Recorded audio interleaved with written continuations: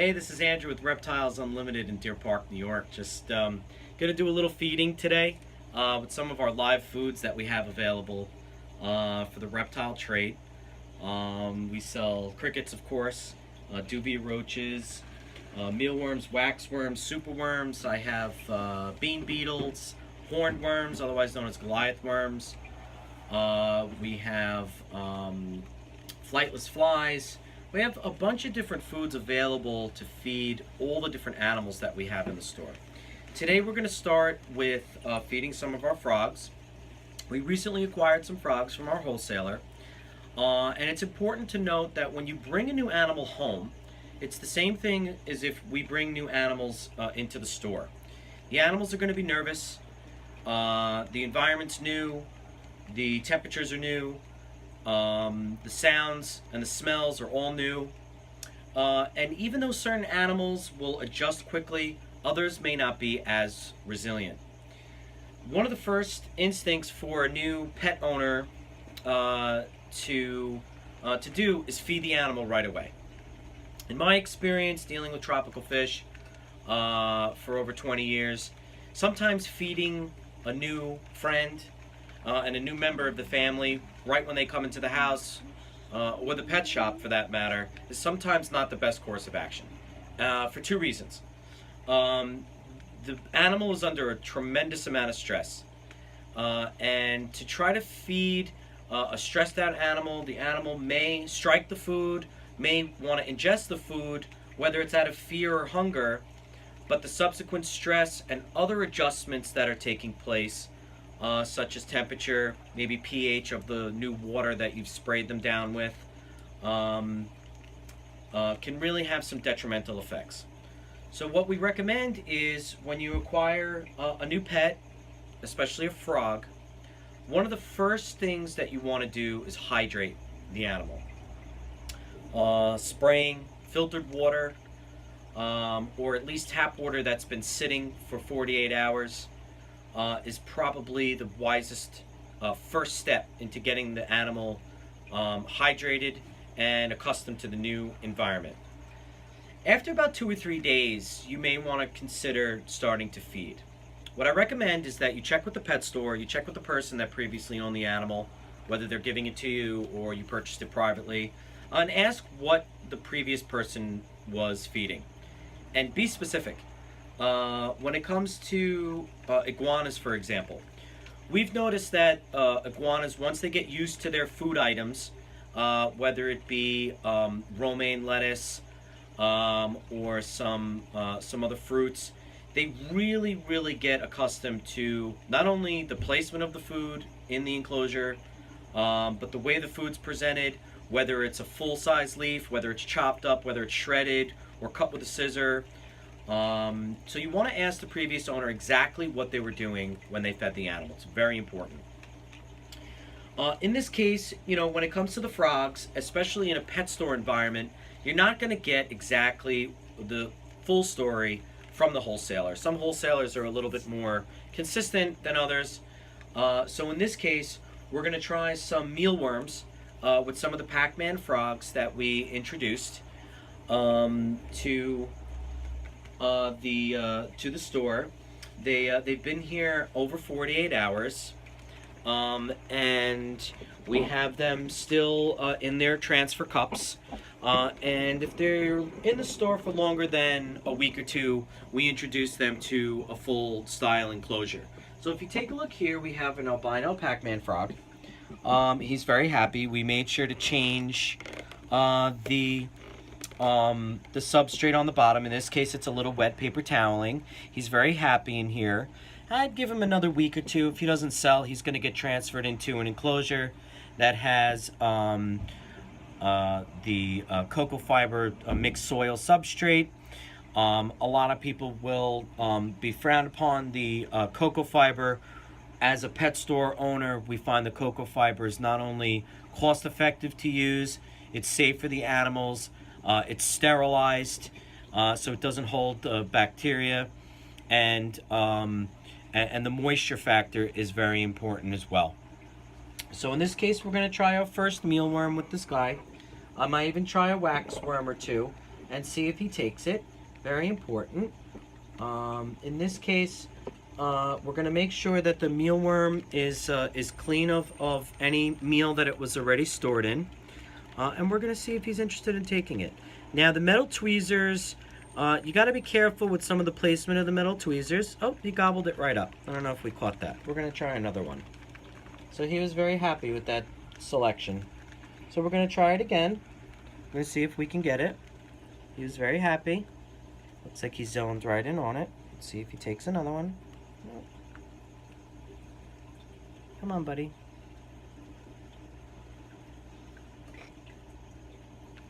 Nope. There he goes. Looks like he just zoned in on it.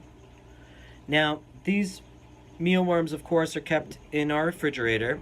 So they come out of the refrigerator a little bit sluggish.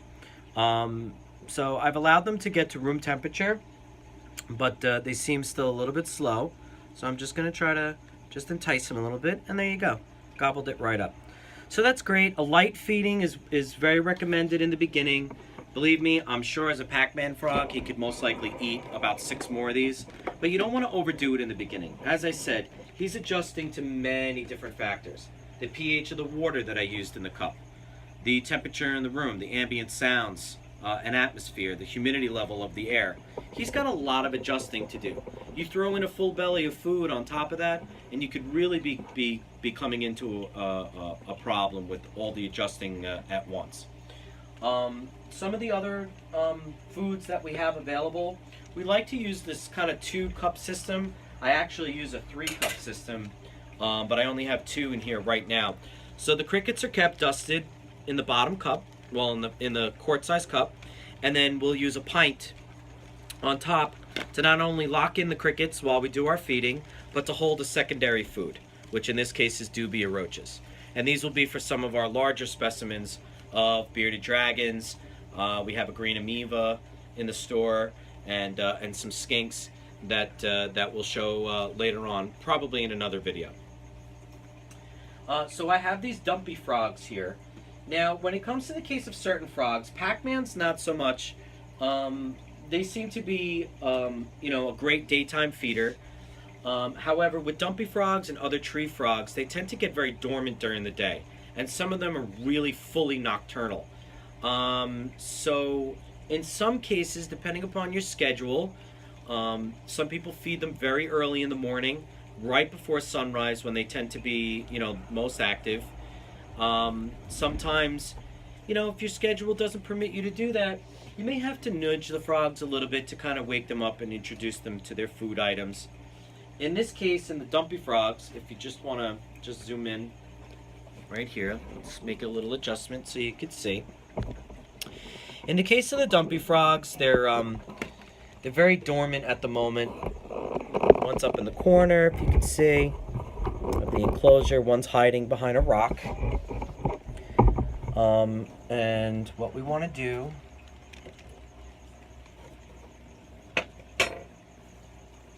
is remove the top screen on the enclosure. You want to add a few crickets. These have been dusted already. Oh, looks like we lost a couple. It's okay. Use our tweezer to reacquire. Okay, so now the crickets are starting to move around the enclosure. And as you can see, starting to get some activity from one of the frogs. He's moving in the back. He felt one of the... Can't really see. Let's see if we can get in there. I'm not sure.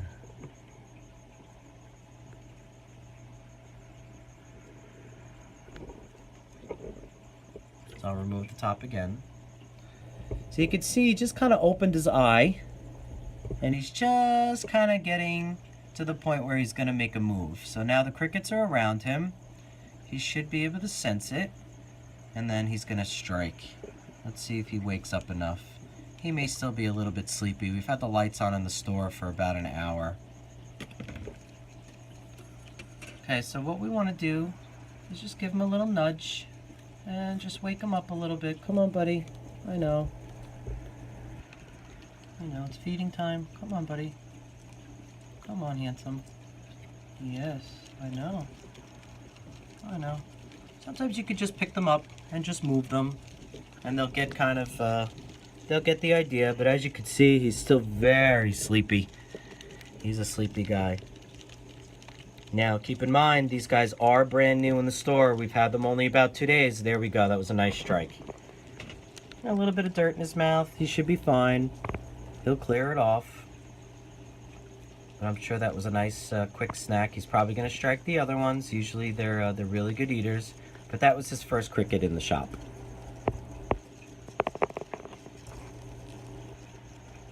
Yep, there he goes, cleaning off his mouth a little bit. Be very happy. It's also nice to keep in mind to mist your animals right before feeding time, which helps lubricate their mouths. They're able to drink. They get the food down better. So we're gonna do a little misting right now.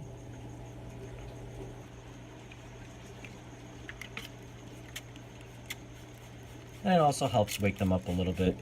A lot of the times the animals will associate rain with feeding time because sometimes the winds of a storm or the heavy rain will knock bugs and other food items out of the trees. And that'll be the time for him to feed. So he's liking that water. Looks like he's honing in on some other crickets. Let's see if he does one more strike.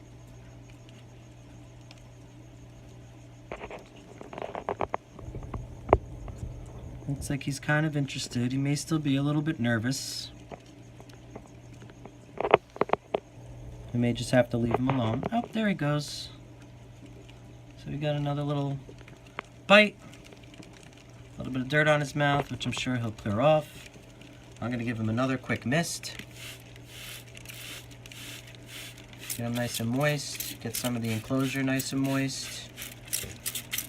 And then I'm going to let him eat in peace. So that's an important first step when it comes to feeding, is that initial feeding is so important. You don't want to overdo it. You want to be careful how much you feed. Make sure that the animal gets misted and has water, especially in the case of chameleons, which we're going to do. We're going to do a chameleon feeding probably a little bit later today. And it's very recommended to mist down them fully when right before feeding. It lubricates their mouths, their tongues, and it also gets them perked up. As I said, usually when there's a rainstorm in the wild, that usually signals, a little bit of a feeding pattern, and that's a great response for the animals.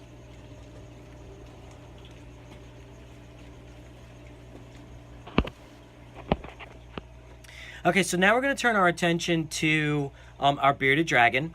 As you can see, the enclosures in the back, those are our chameleons. We're going to talk about those later. But our bearded dragon, our male here, he's been here for about 2 weeks. So he's a pretty good eater. What we usually do is, we don't recommend just releasing food openly into the enclosure. If you're going to feed crickets, we recommend that you actually take the animal out. You put him into the sink or something right before his bath. Try to feed the crickets in there. If the crickets get loose and they stay in the enclosure, what they could do is they come out at night and they can bite the animals, especially the larger crickets. So what we do here and what we recommend is you get a ceramic dish such as this. These are a couple of dollars at a pet store, or you can order them online. And what you could do is you can feed the dubia roaches and put them right in the bowls itself. As long as the ceramic dish is clean, you could also use glass. Some people frown upon the glass because if it breaks in the enclosure, it can be a little bit dangerous for the animal. As you can see, the ceramic dish here now has some dubia roaches in it. And they won't be able to climb out. Well, here's one. He just climbed out because I tipped it. But as long as you keep it flat and you put it in the enclosure, it should be fine. So now once he sees his new little friends in the bowl, he may go in there on his own. Let's see what he does.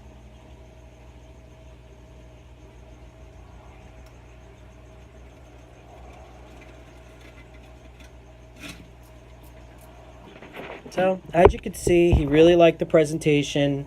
They were allowed to move around. I didn't have to use the tweezers, which can be a little bit of an issue, especially the metal tweezers. And sometimes the animal really gets kind of spoiled, and they don't want to eat anything kind of out of a bowl. And then you're kind of married to using the tweezers all the time. So that's our male bearded dragon getting fed right out of the ceramic dish, which is great, especially in the store where we may have to feed a large amount of animals in a small time frame. We can make up the bowls, distribute them accordingly, and all the animals will be able to feed.